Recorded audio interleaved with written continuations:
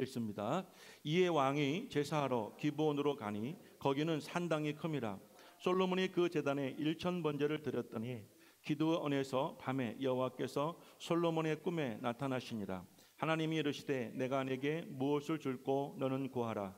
솔로몬이 이르되 주의 종 내 아버지 다윗이 성실과 공의와 정직한 마음으로 주와 함께 주 앞에서 행함으로 주께서 그에게 큰 은혜를 베푸셨고 주께서 또 그를 위하여 이 큰 은혜를 항상 주사 오늘과 같이 그의 자리에 앉을 아들을 그에게 주셨나이다.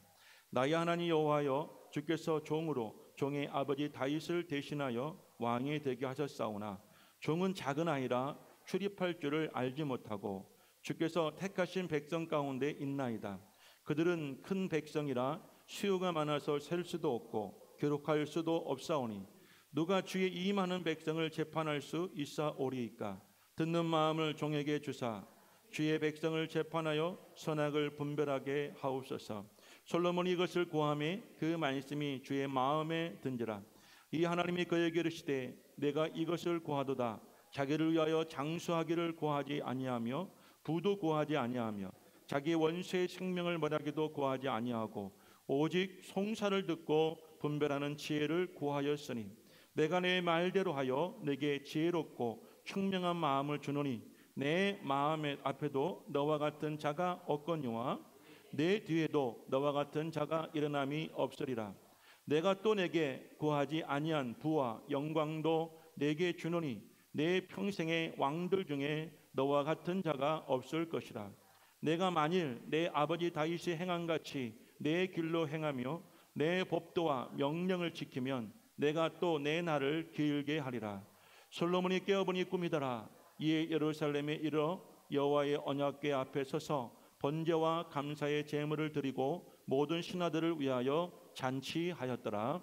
아멘.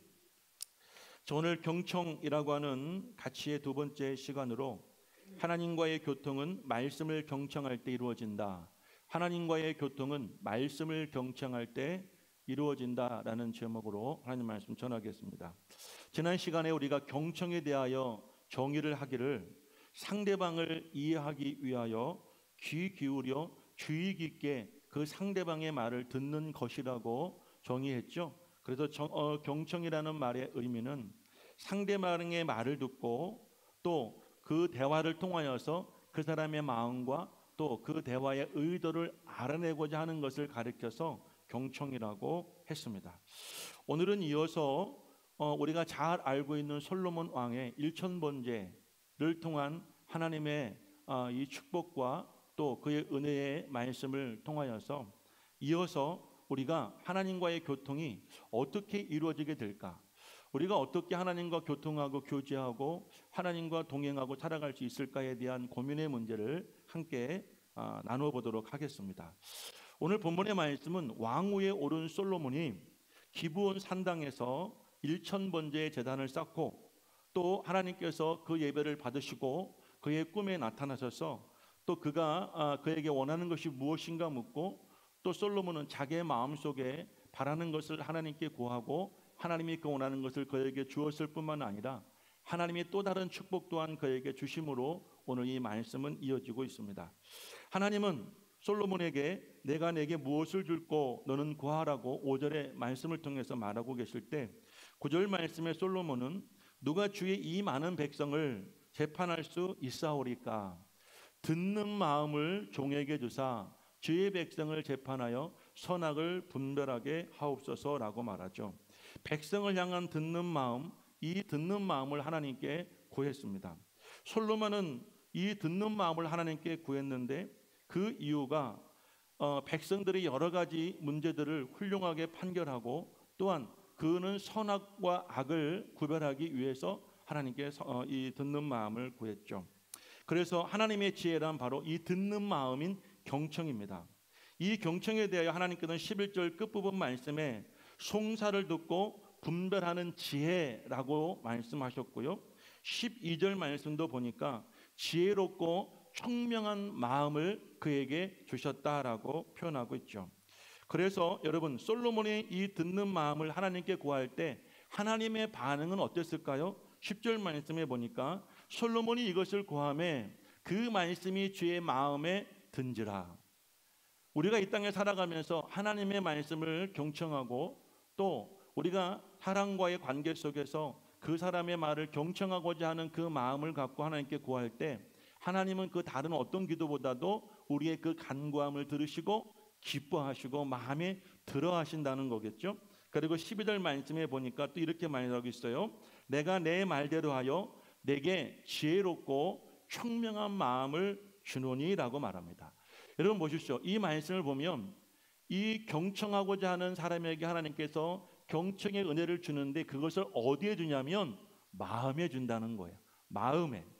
머리에 주는 것이 아니에요. 경청은 우리가 머리를 듣고 머리로 생각하는 것이 아니라 경청한다고 할 때는 우리가 대화를 할 때 말을 마음으로 듣고 가슴으로 듣고 가슴으로 이해하고 가슴으로 받고 또 그 가슴으로 대하게 하는 것, 이것이 하나님께서 주신 경청의 지혜이고 축복인 줄로 믿으시기를 주의 이름으로 축복합니다.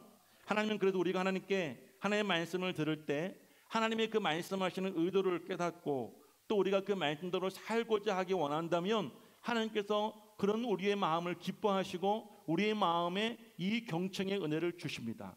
뿐만 아니라 우리가 이 땅을 살아가며 가정 안에서 부부의 대화 속에서 사회 속에서 우리가 직장이나 우리가 만나는 많은 사람들과의 관계 속에서 그 사람을 이해하고 좋은 관계를 맺고 내가 세상 속에서 사랑받고 인정받고 성공하기를 원해서 하나님께 경청의 은혜를 구한다면 반드시 그 은혜를 여러분에게 그 마음속에 심어주실 줄로 믿으시고 기도하시기를 축복합니다.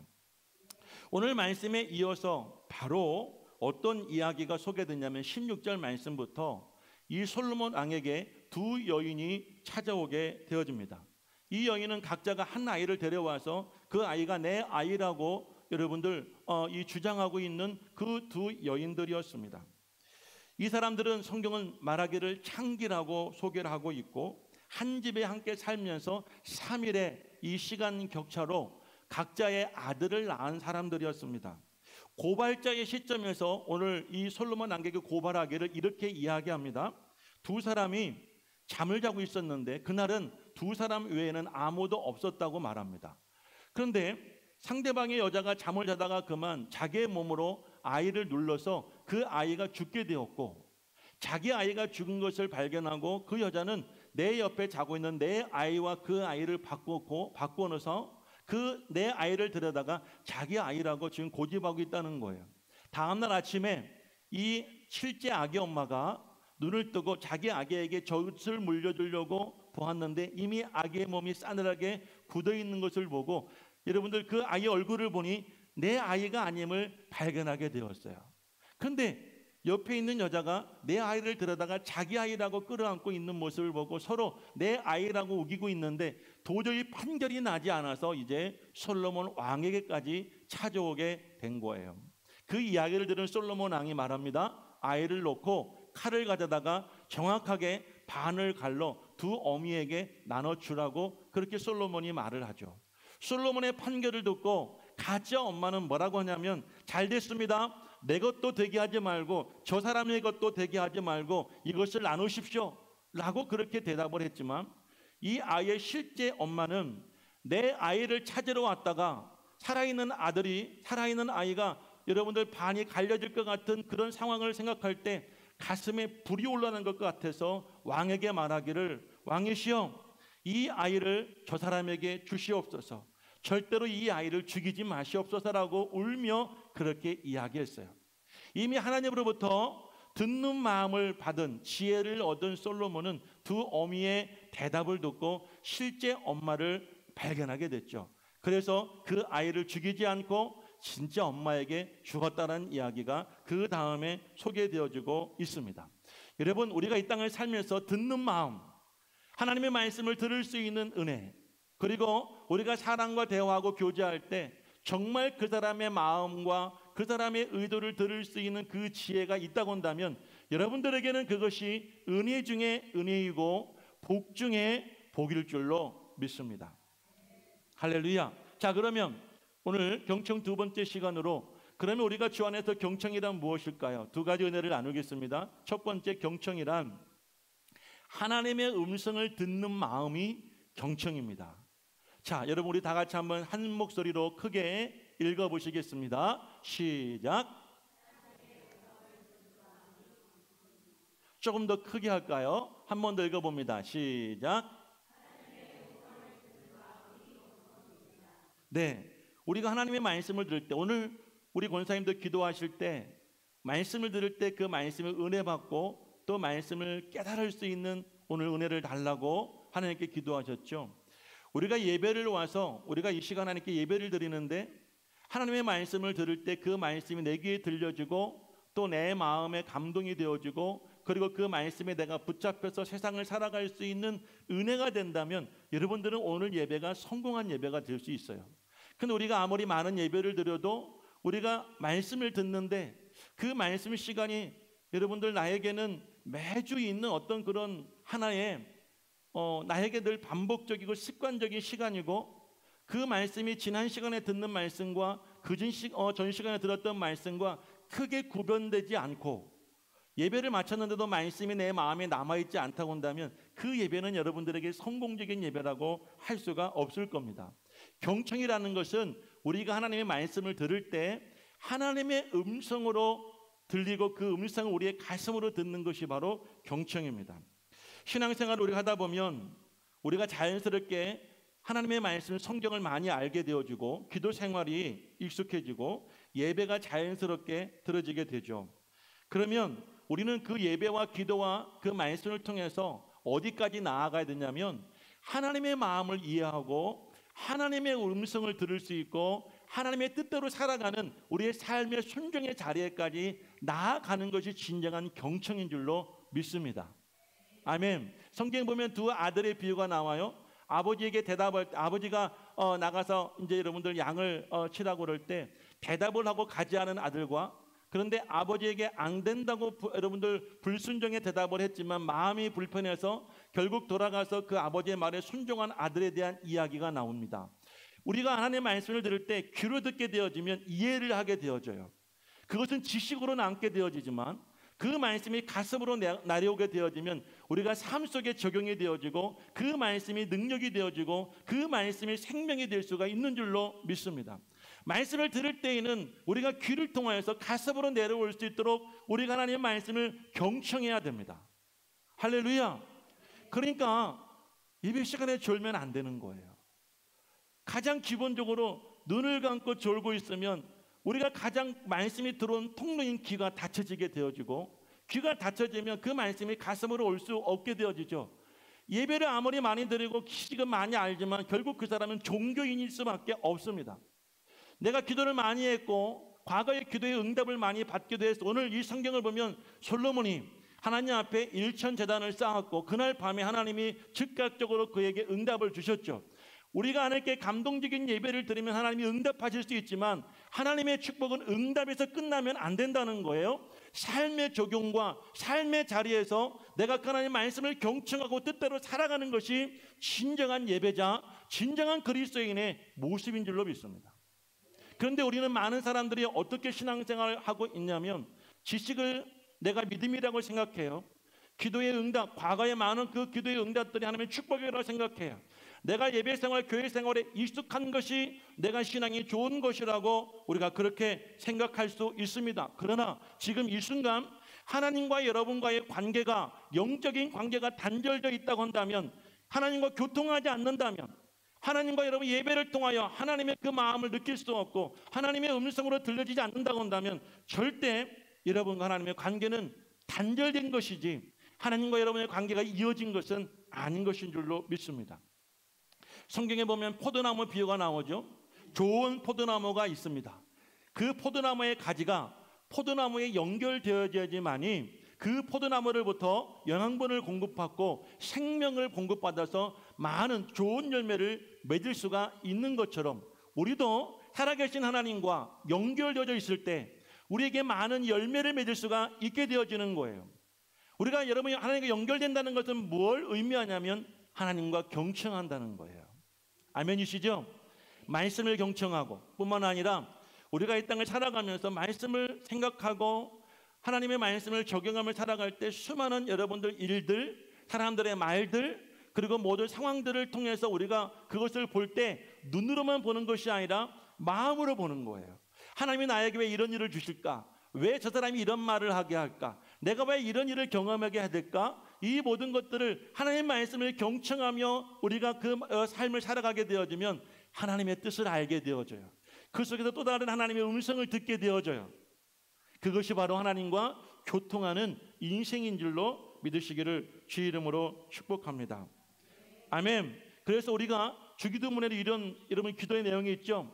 뜻이 하늘에서 이루어진 것 같이 땅에서도 이루어지이다. 어떻게 하나님의 뜻이 하늘에서 이루어진 것처럼 땅에서 이루어질까요? 경청하는 성도가 하나님의 말씀대로 순종하여 말하고 행동하고 살아갈 때 하나님께서 위에서 이루신 뜻을 땅에서도 그 사람을 통하여서 이루어 주시는 거예요. 할렐루야. 여러분들 하나님과 영적 이 교통을 통하여서, 이 교제를 통하여서 하나님의 은혜를 누리며 살아갈 수 있기를 간절히 축복합니다. 아무리 하나님 말씀을 많이 알면 뭐합니까? 아무리 우리가 머리로 이해하면 무엇합니까?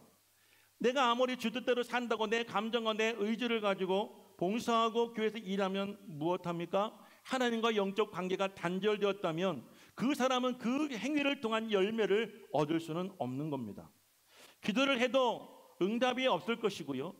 예배를 드리는데 어떤 날은 내가 은혜 받는 것 같지만 어떤 날은 은혜가 안 되죠. 왜 그럴까요? 하나님과의 관계가 단절되니까 그 예배의 기준이 누구에 의해서 결정되냐면 나에 의해서 결정되어지는 거예요. 내가 예배가 찬양이 뭔가 내 마음이 와닿아 은혜가 됐어요. 오늘 기도하시는 장로님, 권사님이 그 기도 소리가 나에게 감동이 되고 뭔가 마음이 와닿았어. 그거 기도가 은혜가 됐어요. 그날은. 설교하는데 오늘 그 설교의 내용이 내가 듣는데 뭔가 내가 깨달음이 있고 내가 은혜가 되었어요. 그날은 그날이 예배가 은혜가 된 거예요. 그런데 어떤 날은 똑같이 기도하고 찬양하고 말씀 듣는데 은혜가 안 돼요. 왜 그럴까요? 예배의 주체가 예배의 중심이 나이기 때문이에요. 그것은 경청하는 자세가 아닙니다. 경청이라는 것은 하나님 오늘 이 찬양을 통해 나에게 어떤 감동을 주실까? 오늘 이 기도가 나에게 어떤 은혜가 있을까? 오늘 말씀이 오늘 나에게 하나님이 무슨 말씀을 하실까? 라는 것을 귀가 아니라 가슴까지 내려와 들을 때에 내 마음이 움직여지는 것이에요. 그럴 때 마음이 움직여지면 생각이 달라지고 내 삶이 달라지고 여러분 삶의 질도 달라지게 되어지는 거예요. 이것이 진정한 경청의 자세임을 믿으시기를 주의 이름으로 축복합니다. 오늘 본문의 말씀을 보면 솔로몬이 아까 말씀드렸죠. 하나님께 일천제단을 쌓고 그날 밤에 하나님의 음성을 듣습니다.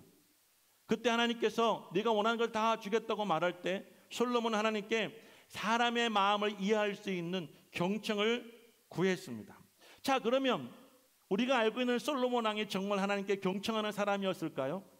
오늘 우리가 말씀을 읽은 이 3장 1절 말씀을 우리 나같이 한번 읽어보겠습니다. 3장 1절 말씀을 한 목소리로 읽어봅니다. 시작. 솔로몬이 애굽의 왕 바로와 더불어 혼인관계를 맺어 그의 딸을 맞이하고 다윗성에 들여다가 두고 자기의 왕궁과 여호와의 성전과 예루살렘 주위의 성의 공사가 끝나기를 기다립니다. 솔로몬은 왕이 되자 제일 먼저 오늘 이 본문의 말씀은 하나님께 제단을 쌓은 이야기죠. 하나님께 일천제단을 쌓기 전에 그가 먼저 한 행동이 있었어요. 그것이 무엇이었냐면 당시에 강대국이었던 이 애굽의 왕 바로의 딸과 혼인식을 하게 됩니다. 이것은 이스라엘 왕으로서 대내외적으로 나라의 정권을 안정되게 유지하고자 하는 솔로몬의 인간적인 방법이었습니다. 그러나 우리가 기억해야 될 것은 솔로몬이 왕이 된 것은 자기의 능력과 실력이 아니라 전적인 하나님의 은혜와 도우심이었고 뿐만 아니라 그 나라의 흥망성쇠 역시 하나님의 주권 아래 있다는 사실을 지금 솔로몬은 잊어버리고 혼인관계를 맺은 거예요. 여러분, 혼인관계를 맺었다는 말 속에는 어떤 의미가 있냐면 신랑과 신부가 결혼하여 하나가 되었다는 것이 아니라 신랑과 장인 사이가 이루어졌다라는 뜻이라고 합니다. 그래서 혼인관계를 맺다는 말 속에는 사위가 되다, 정력 결혼을 하다라는 의미가 있습니다. 이렇게 두 나라가 정치적 동맹관계를 맺음으로 이스라엘 나라는 국제적으로 지위가 향상되는 계기가 되었고 특별히 이스라엘의 숙적이었던 블레셋을 고립시킴으로 말미암아 이스라엘의 국경이 더욱더 탄탄하게 되기는 하였습니다. 그러나 다 좋은 것만은 아니었습니다. 이방 나라와 결혼 동맹을 맺어 그 나라에 공주가 들어오면 그 사람만 들어오는 것이 아니라 그 나라의 문화와 종교가 함께 들어오게 됩니다. 우리가 이런 생각할 수 있죠. 내가 저 믿지 않는 남편과 저 믿지 않는 여자와 결혼해서 그 사람을 전도하면 되죠. 그렇게 될 수 있으면 얼마나 좋겠습니까? 그런데 결혼이라는 것은 남자와 여자 두 사람만 인연을 맺는 것이 아니라 그 가정과 또 다른 가정이 서로 인연을 맺어 하나가 되는 것이 바로 결혼입니다. 만약 여러분들이 불신자의 자녀와 여러분의 자녀가 결혼하게 되어지면 여러분의 가정과 불신 가정이 이제 인연을 맺게 되어지는 거예요. 그래서 여러분들 결혼하게 되어지면 그 집안의 역사와 전통이 서로 만나서 연결되어지는 것입니다. 특별히 불신 가정에서 오랫동안 지내왔던 사람이라고 한다면 그들은 제사와 우상숭배 사상, 그리고 이 집안의 모든 행사가 주일 중심으로 여러분들 모든 일이 이루어졌던 것이 그분들에게는 익숙해지겠죠. 제사 지내는 것 아무렇지도 않아요.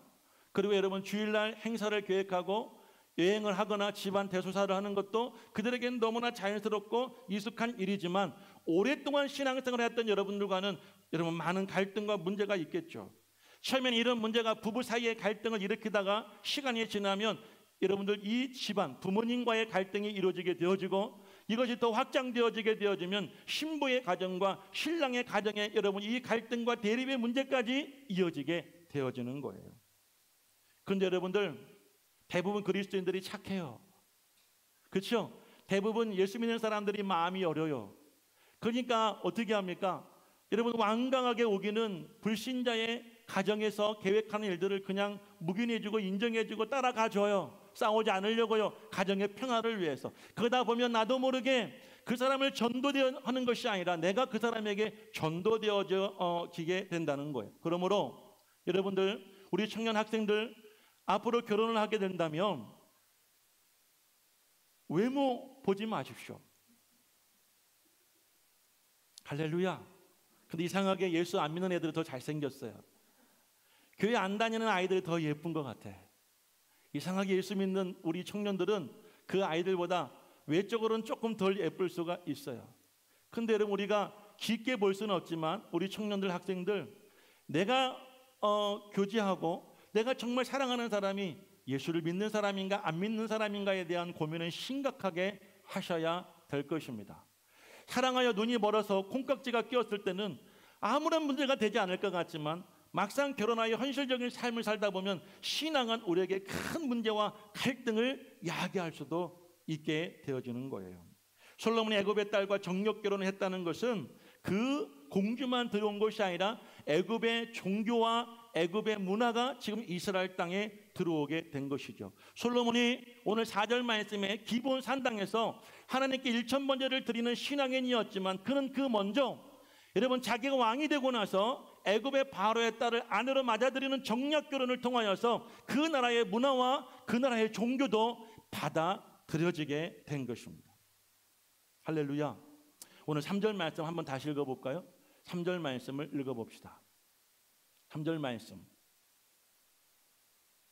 함께 읽습니다. 솔로몬이 여호와를 사랑하고 그의 아버지 다윗의 법도를 행하였으나 산당에서 제사하며 분향하였더라. 오늘 이 말씀을 보면은요, 오늘 이 말씀의 저자는 기브온 산당에서 하나님께 예배를 드린 것을 강조한 것이 아닙니다. 보세요. 솔로몬이 여호와를 사랑하였고 아버지의 법도를 행하였으나 라고 말해요. 그러니까 이 말은 굉장히 부정적인 의미가 담겨져 있어요. 솔로몬은 아버지의 말씀도 듣기도 했고 하나님을 사랑하기도 해서 여호와의 제단에 여러분 하나님께 제단을 드렸어요. 그런데 어디에서 제사를 드렸는가가 참 중요한 거잖아요. 기브온 산당이라는 곳에서 제사를 드리게 되었어요. 여러분 산당이라는 말은 히브리 말로 빠마라는 말입니다. 이 말은 높은 곳이라는 뜻이에요. 이스라엘 백성들이 출애굽하여 가나안 땅에 갔을 때 이미 그 가나안 땅 안에는 산당이 이곳저곳에 많이 지어져 있었습니다. 그들도 신이 있었겠죠.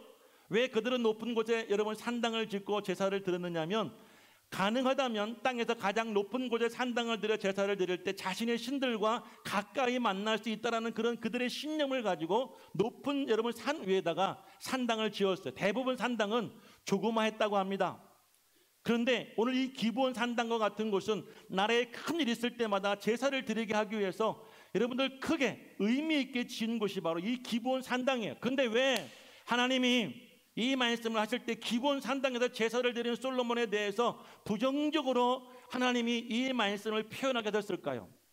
그 당시에 이스라엘 백성들이 가기 전에 이 블레셋 사람들이 산당에서 제사를 지낼 때에는 그곳에서 풍요의 제사를 그들의 신들에게 지냈고요, 뿐만 아니라 종교적 매춘이 그곳에서 행해졌다고 합니다. 그래서 여러분들, 만약 이스라엘 백성들이 이곳에서 하나님께 제사를 드리게 되어진다면 종교적 도덕적 타락은 물론이거니와 종교 혼합주의에 충분히 빠질 수 있었기 때문에 하나님은 이곳에 제사를 드리는 것을 원하지는 않으셨던 거예요. 하나님을 사랑했고 아버지의 법대로 살았지만 기브온 산당에서 제사를 드리는 솔로몬이 하나님은 마냥 만족스럽지는 않았던 거예요.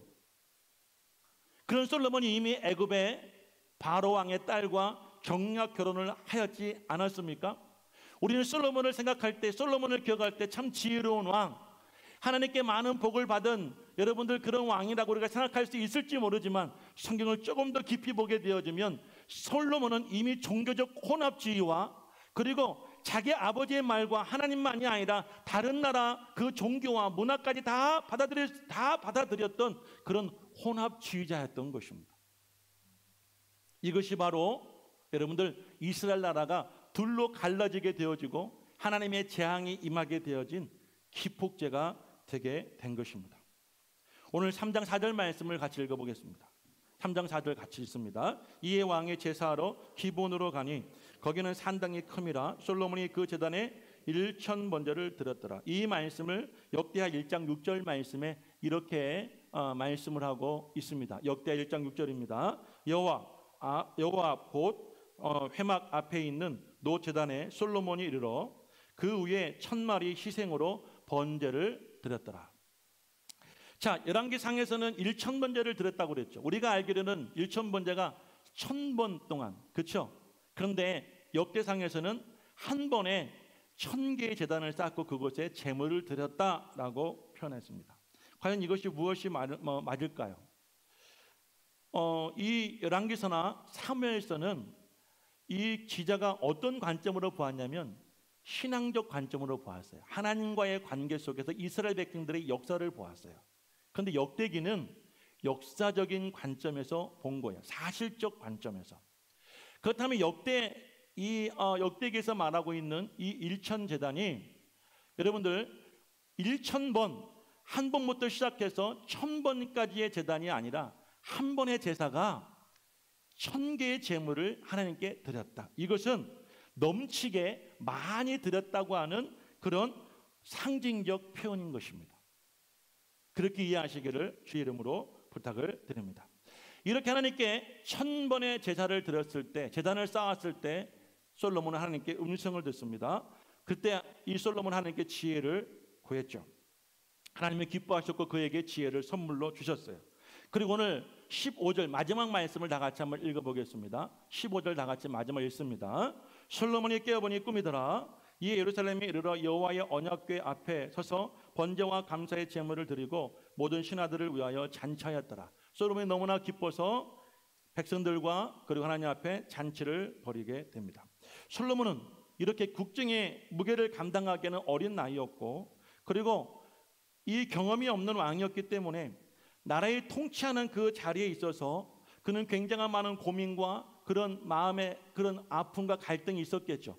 그래서 그는 하나님께 간절하게 백성들의 마음을 들을 수 있는 이 경청의 은혜를 구했고, 하나님께서는 그에게 경청의 지혜와 은혜를 허락하여 주셨습니다.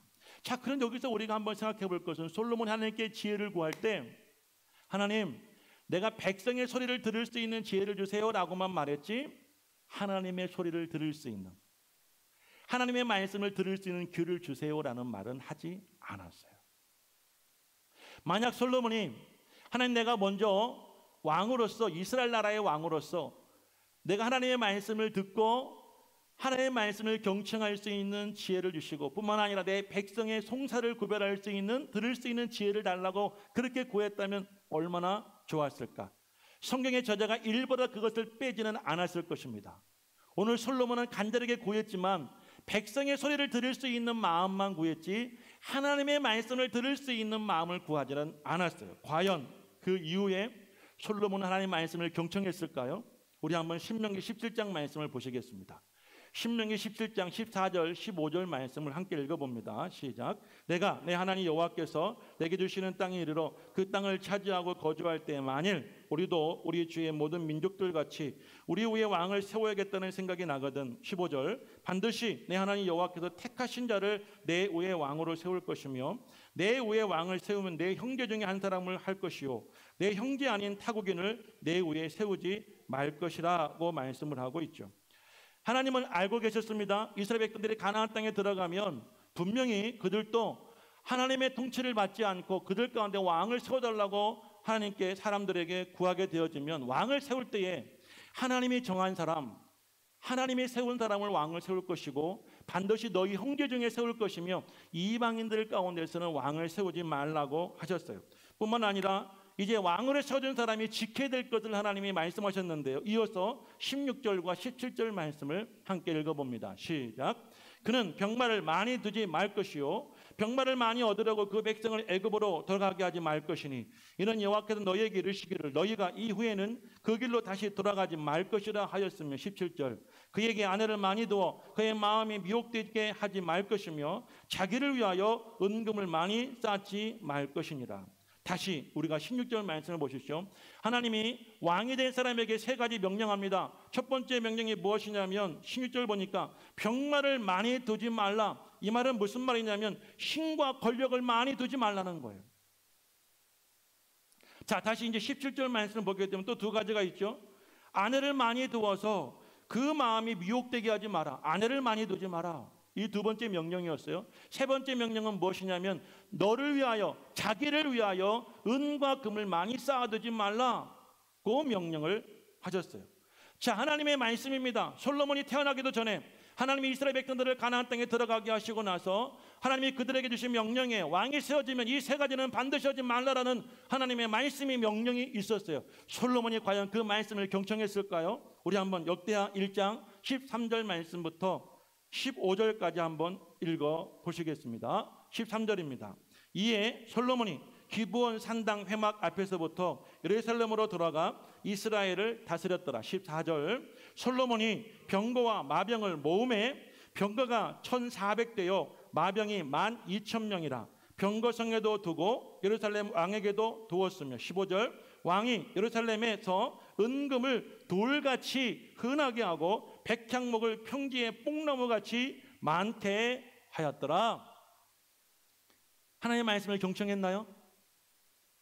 14절 보니까 솔로몬이 병거와 마병을 모았다고 그랬어요. 하지 말라고 했는데 모았어요. 병거가 1400대예요. 마병이 12,000명이에요. 병거 성에다 두고 여러분 예루살렘 다윗 성에다 둘 만큼 그들에게 이 병사와 군사력이 엄청나게 컸습니다. 뿐만 아니라 15절 말씀에 보니까 예루살렘에 은과 금을 뭘같이 흔하게 하셨습니까? 돌같이 흔했다는 거예요. 예루살렘은 은과 금이 돌처럼 흔했어요. 그리고 이 백향목은 레바논에서만 났습니다. 이스라엘 땅에서는 나지 않는 그런 여러분 아주 귀한 목재였어요. 그런데 이스라엘 나라의 이 레바논 백향목이 마치 뽕나무처럼 흔했다라는 것은 얼마나 많은 돈을 주고 수입을 했다는 거예요. 그러니까 이 솔로몬은 하나님의 말씀을 경청할 마음도 없었고 오직 백성들의 마음을 들을 수 있는 그런 마음만 갖지 않게 구해서 지혜를 얻었지만 하나님이 하신 말씀을 듣지 않았다는 거예요. 자, 이어서 우리 한번 열왕기상 11장 1절에서 3절 말씀도 이어서 보겠습니다. 아까 말씀드렸어요. 열왕기와 역대는 똑같은 사건을 관점이 다른 시각으로 표현한 거예요. 열왕기상 11장 1절부터 3절 말씀을 읽어봅니다. 같이 읽습니다. 솔로몬 왕이 바로의 딸 외에 이방의 많은 여인을 사랑하였으니 곧 모압과 암몬과 에돔과 시돈과 헷 여인이라. 여기 보면 솔로몬이 처음에 결혼했던 이 바로의 딸 외에 이방의 많은 여인들을 뭐 했다고 말해요? 사랑했어요. 자, 어쩔 수 없는 정략 결혼이 아니라 솔로몬은 이방 여자들을 사랑했어요. 식으로 말하면 이렇게 말하는데 우리 학생 청년들이 교회 다니는 오빠와 교회 다니는 여동생이 아니라 세상 속에 있는 그런 오빠와 그 여동생을 보고 더 좋아했다는 거예요.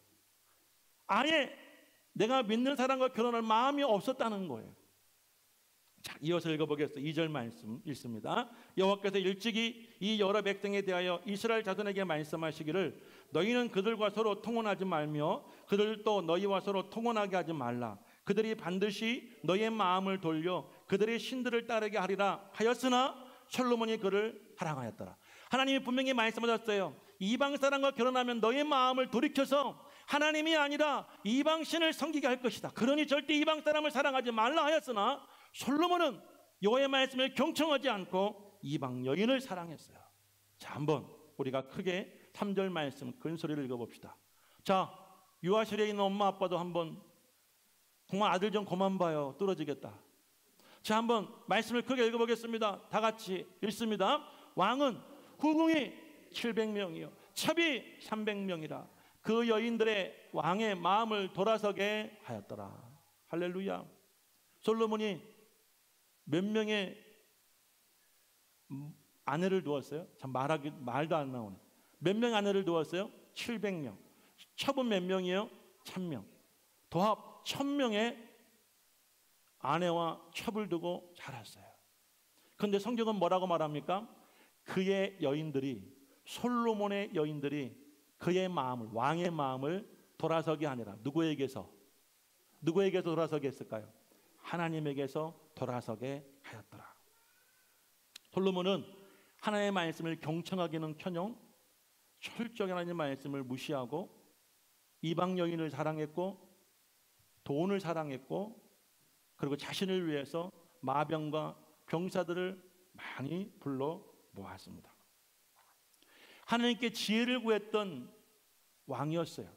참 우리가 알기로는 참 솔로몬은 그 어린 나이 왕이 되어지고 지혜롭게 나라를 다스리고자 했던 그 간절한 마음을 우리는 이미 알고 있었지만 정작 솔로몬 왕은 그가 왕이 되어 나라를 다스릴 때 하나님의 말씀을 경청하지 않았고 자기의 마음대로 자기 욕심대로 정욕대로 나라를 다스리게 된 거예요.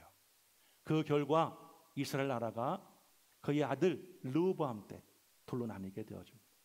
남유다와 북이스라엘로 나눠지게 되었다는 거예요. 제가 지금 말씀드렸죠. 솔로몬을 도왔던 그 안에 많은 책사들이 그의 아들 르호보암에게 아버지의 길을 따르지 말라 했지만 르호보암은 그들의 말을 듣지 않고 자기와 함께 젊은 시절 놀았던 동무들의 말을 듣고 오히려 더 강압적인 정치하였다가 그들이 여로보암을 내세워서 이제 나라가 갈라지게 되게 된 거예요. 우리가 열심히 교회 다니고 신앙생활 열심히 하고 말씀도 잘 들어야 됩니다. 그런데 여러분들 기억하십시오. 말씀을 귀로만 듣지 마십시오. 아멘.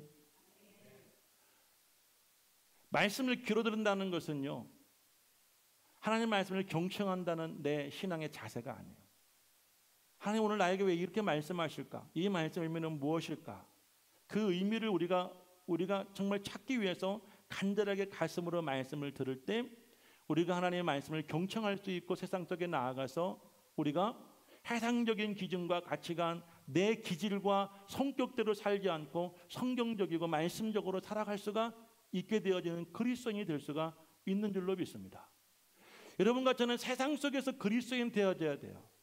우리는 세상 속에 살아가지만 세상에 동화되지 않고 세상을 변화시킬 수 있는 참 그리스도인이 되기 위해서는 하나님의 말씀을 경청하고 우리가 어떤 상황 속에서도 하나님의 말씀대로 살아갈 수가 있어야 되는 거예요. 그럴 때 변질되지 않고 타락하지 않고 하나님께 버림받지 않으며 늘 하나님과 교통하고 교제하는 삶을 살게 될 것입니다. 우리가 짧게 한 가지만 더 할까요? 우리가 경청이란 건 무엇이냐면 주의 종이 전하는 주님의 말씀에 순종하는 것이 바로 경청입니다. 한번 다 같이 크게 읽어보겠습니다. 크게 시작. 주의 종이 전하는 말씀대로 순종하는 것이 경청이다. 자, 이 솔로몬의 아버지 다윗은 어땠을까요? 여러분, 이 다윗이 사울에게 쫓겨다니거나 그가 왕이 되기까지는 정말 하루하루가 정말 그에게는 사슴판 같은 인생이었습니다. 언제 어떻게 죽을지 몰라. 그러니까 솔로몬이 늘 하나님께 기도했어요. 하나님, 싸워야 됩니까? 전쟁해야 됩니까? 말아야 됩니까? 하나님이 전쟁해라 하면 합니다. 그러면 전쟁하러 나아갈 때 솔로몬이 이 다윗이 또 기도합니다. 하나님, 내가 어떻게 싸워야 될까요? 어떻게 싸우는지 방법까지 하나님께 물었던 것이 바로 다윗이었어요. 다윗은 그래서 승승장구하고 드디어 이스라엘의 왕이 되어졌습니다. 강력한 왕권을 세우게 되어졌어요. 그런데 그 다윗에게 돌이킬 수 없는 아주 정말 치욕적인 사건이 하나 벌어지게 됩니다. 그것이 무엇이냐면 바로 밧세바 사건이었습니다. 자, 이스라엘과 암몬 전쟁을 앞두고 이전과 다른 이 다윗의 모습을 보게 되어지는데 사무엘하 11장 1절 말씀을 우리 함께 읽어보겠습니다. 다 같이 읽습니다. 그 해가 돌아와 왕들이 출전할 때가 되매 다윗이 요압과 그에게 있는 그의 부하들과 온 이스라엘 군대를 보내니 그들이 암몬 자손을 멸하고 라빠를 에워쌌고 다윗은 예루살렘에 그대로 있더라. 이전에는 다윗이 전쟁을 앞다니게 기도했는데 기도하지 않았어요. 그리고 전쟁할 땐 다윗이 그 전쟁이 나라와 나라의 전쟁이 아니라 하나님과 이방 신과의 전쟁으로 돌렸어요. 다윗은 전쟁마다 늘 앞장에 선봉에 서서 목숨 걸고 싸웠어요. 그런데 이상하게 이번 전쟁은 자신이 전쟁에 나가지 않고 예루살렘에 머물고 그리고 그의 장군 요압만 보냈어요. 하나님께 기도하지 않았어요. 저는 이 말씀을 보다가 마음이 불안했습니다. 뭔 일이 날 것 같았어요. 그래서 2절 말씀을 이어서 읽어봅니다. 한번 2절 말씀 다 같이 읽어봅니다. 저녁 때에 다윗이 그의 침상에서 일어나 왕궁 옥상에서 거닐다가 그곳에서 보니 한 여인이 목욕을 하는데 심히 아름다워 보이더라. 할렐루야. 전쟁에 있어야 될 왕이 전쟁하지 않고 한가하게 낮잠을 자고 낮잠에 깨어서 왕궁의 옥상을 걷다 보니까 그 아래에 어느 집에서 한 여인이 목욕하고 있는 모습을 보았어요. 그럼 여러분들은 어떻게 해야 됩니까? 만약 여러분들이 우리 여성 성도님들이 만약에 한가하게 걷는 남자가 목욕하고 있어. 그럼 어떻게 해야 돼요? 어미에게 웬 떡이요? 그래야 됩니까? 그 순간 눈을 돌리고 피해야 되겠죠. 남성분들 만약 여러분들이 그런 일이 있으면 어떻게 되겠습니까? 눈을 감고 피해야죠. 다윗은 그 여인을 집중해서 보았는데 너무나 아름다워 보였다고 이야기해요. 사람을 보내어 그 여인을 물어봤습니다. 그랬더니 그 여인의 신상이 나오는데 밧세바란 이름의 여인이었어요. 그에게 남편이 있는데 우리아라고는 충성스러운 다윗의 군인의 아내였습니다. 그런데 이미 다윗의 마음속에 여인에 대한 이 불일듯 일어나는 사랑한 마음을 주체할 수 없어 그 여인을 데려다가 이제 여러분 그 여인과 겁탈하게 되죠. 그러고 나서 이 여인이 임신하게 되어집니다. 자신의 잘못을 덮으려고 계획을 세웠던 다윗은 그의 남편 우리아를 데려다가 그 집에 보내려 했지만 우리아의 충심은 끝까지 집에 가서 아내와 함께하지 않았어요. 밖에서 성을 지키는 병사들과 밤을 새우면 새웠을 망정 집에 가지 않았어요. 결국 다윗은 그 우리아를 암몬과의 전쟁터로 다시 보내는데 치열한 전쟁, 살아서 돌아올 수 없는 전쟁에 보내라고 편지를 써서 보내고 결국 다윗은 이 우리아를 죽이게 되어집니다. 성경은 그 당시에 다윗의 그 상황을 가리켜서 여호와를 업신여겼다라고 성경은 말하고 있습니다. 업신여겼다는 말은 어떤 말이냐면 없는 사람 취급하다란 말이에요. 다윗이 그전에는 하나님의 말씀을 경청했고 이스라엘의 왕이 되기까지는 철저하게 하는 말씀대로 살았던 사람이었지만 밧세바 사건만큼은 하나님이 없는 사람처럼 행동을 했어요. 그리고 밧세바가 1년이 지나서 이제 아들을 낳았습니다. 어느 누구도 다윗에 대해 잘못했다는 말하는 사람이었고 다윗은 그 일이 아무렇지 않게 지나가던 어느 날 그에게 누가 찾아왔냐면 나단이라고 하는 선지자가 찾아왔습니다. 하나님이 나단을 그에게 보내주신 것입니다. 그 나단은 그에게 이런 이야기합니다. 아주 악독한 왕에 대한 이야기를 해요. 그 사람은 부자 이야기인데요. 그 집에 양과 소가 엄청나게 많이 있었어요. 그런데 그 집 옆에는 한 사람이 살고 있었는데 암양 새끼를 사다가 자기의 딸처럼 키운 가난한 그런 여러분들 사람이 있었다고 그래요. 어느 날 이 부자에게 손님이 왔는데 자기 집에 있는 양과 소를 잡기가 아까워서 그 하나 있는 집에 그 암양을 잡아다가 손님을 대접했다는 거예요. 이 말을 들은 다윗이 화가 나서 말합니다. 내가 여호와의 살아계심을 두고 맹세하노니 그 일을 행한 놈은 마땅히 죽어야 된다라고 말합니다. 그리고 그것을 4배로 갚아야 된다고 이야기했어요. 그러자 나단이 뭐라고 대답했을까요? 우리 사무엘하 12장 7절 준비됐나요? 사무엘하 12장 7절 다 같이 크게 읽어보겠습니다. 시작. 나단이 다윗에게 이르되 당신이 그 사람이라. 여러분, 나단이 뭐라고 말합니까? 당신이 그 사람입니다.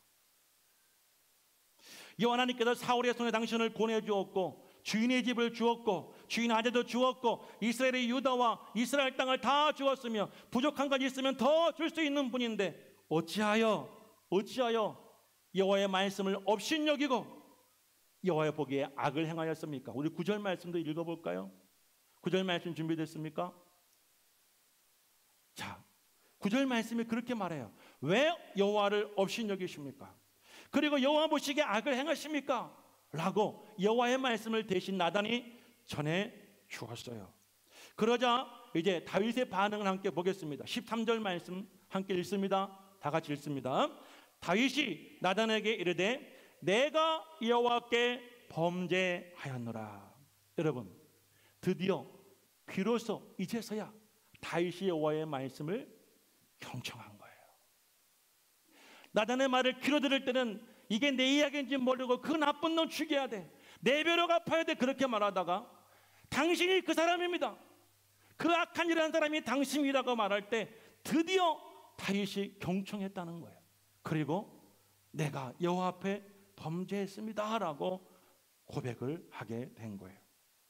그제서야 다윗은 자신의 죄를 깨닫게 되어지고 하나님의 말씀을 경청할 수가 있게 된 줄로 믿습니다.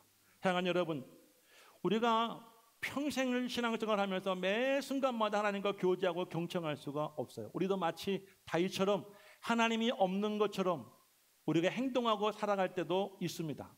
그런데 그럴 때는 이상하게 기도도 안 되고 우리가 예배생활도 멀어지게 되어지고 하나님의 말씀도 눈에 귀에 들어오지 않아요. 그러니까 우리가 신앙생활 하는 것 같고 교회는 오는 것 같지만 우리가 여러분 하나님 앞에 서기가 정말 어려운 때가 있더라는 것이에요. 그럴 때 사랑하는 여러분들, 하나님은 당신이 세우신 종의 입을 통하여서 여러분들에게 당신이 그 사람입니다, 당신이 그 사람입니다 라고 증거하게 하시는 거예요. 할렐루야. 적어도 여러분의 담임 목사는 1년 내내 성경을 보고 매주 시간마다 예배마다 전할 말씀을 준비하며 고민합니다. 그 말씀을 받기 위해 기도하고 말씀 붙잡고 기도합니다. 그리고 여러분 이 자리에서는 증거합니다. 때로는 나단 선지자처럼 저도 목숨을 걸고 설교를 합니다.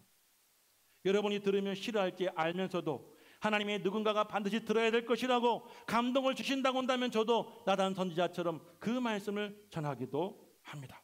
사랑하는 여러분, 제가 신적화시키고 저를 여러분 그렇게 대하라는 것이 아니에요.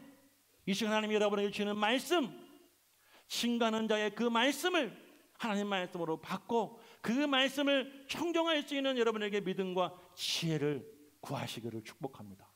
그럴 때 여러분들에게도 은혜가 되고 복이 되게 될 줄로 믿습니다. 사랑하는 여러분, 하나님의 말씀을 들을 수 있는 경청의 은혜를 구하시기를 바라요. 하나님의 말씀을 증거하는 여러분들 주의 종의 말을 듣고 깨닫고, 깨닫는 게 경청이 아닙니다. 가슴으로 와서 나를 변화시키고 내가 그 말씀에 붙잡혀서 내 말이 달라지고 생각이 달라지고 삶이 달라지고 내 기질과 감정과 내 성격과 성품이 아니라 하나님의 뜻대로, 하나님의 말씀대로, 하나님의 감동대로, 하나님의 인도하신 대로 살아가시는 저와 여러분 되시기를 주 여러분을 축복합니다.